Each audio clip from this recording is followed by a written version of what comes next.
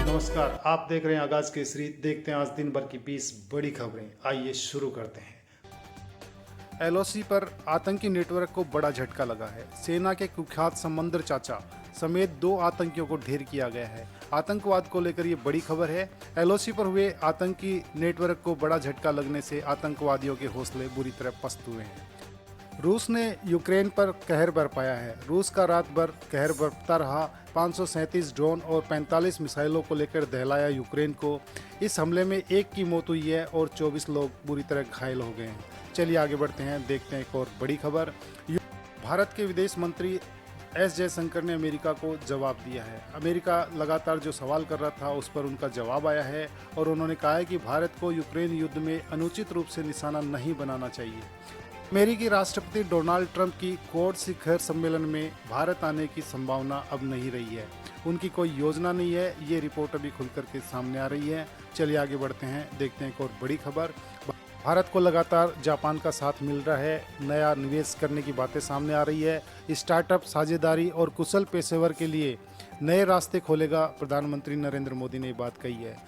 चलिए आगे बढ़ते हैं, देखते हैं एक और बड़ी खबर। भारत और चीन सावधानी और सजगता से संबंधों को मजबूत करने में लगे हुए हैं।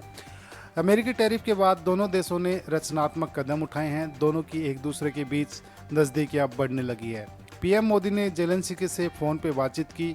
यूक्रेन संघर्ष के शांतिपूर्ण समाधान पर भारत का रूप दोहराया। मोदी का मानना है किसी भी समस्या का समाधान बातचीत के जरिए शांतिपूर्ण तरीके से निकाला जा सकता है। चलिए आगे बढ़ते हैं, देखते हैं एक और बड़ी खबर। पिछले दिनों प्रधानमंत्री नरेंद्र मोदी को गाली दी गई थी। असम के सीएम हेमंत बिस्वा शर्मा ने पीएम मोदी के खिलाफ अपशब्दों के इस्तेमाल की कड़ी निंदा की है।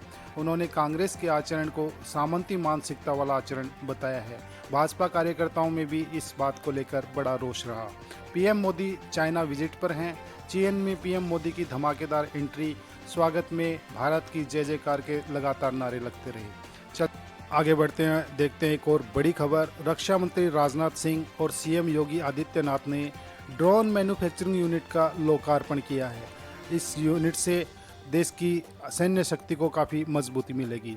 चीनी राष्ट्रपति जिनपिंग से मिले नेपाल पीएम ओली। भारत चीन लिपुलेख व्यापार मार्ग पर की चर्चा। चलिए आगे बढ़ते हैं, देखते हैं एक और बड़ी खबर। जरांगे का अनशन जारी। शरद पवार गुट के एमएलए रोहित पाटिल बोले आंदोलनकारियों को सुविधा मिलनी चाहिए। चलिए आगे बढ़ते हैं, देखते हैं एक और बड़ी खबर। पश्चिमी बंगाल तृणमूल कांग्रेस का ईसी पर पक्षपात का बड़ा आरोप लगा है। उन्होंने कहा है आयोग बड़े पैमाने पर वोटर लिस्ट से नाम काटने की कोशिश कर रहा है।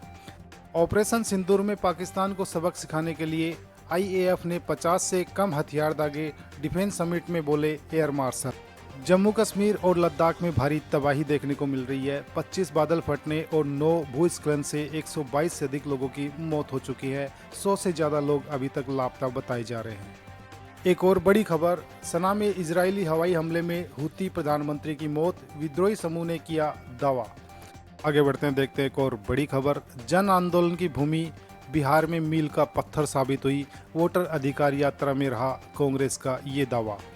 आगे बढ़ते हैं, देखते हैं एक और बड़ी खबर। सात्विक चिराग की जोड़ी ने किया करिश्मा। वर्ल्ड चैंपियनशिप में दूसरा मेडल किया पक्का। दोस्तों, अगर आपको हमारा ये वीडियो जरा सा भी पसंद आया हो तो प्लीज़ वीडियो को लाइक करें, कमेंट करें, शेयर करें और चैनल को सब्सक्राइब करना ना भूलें।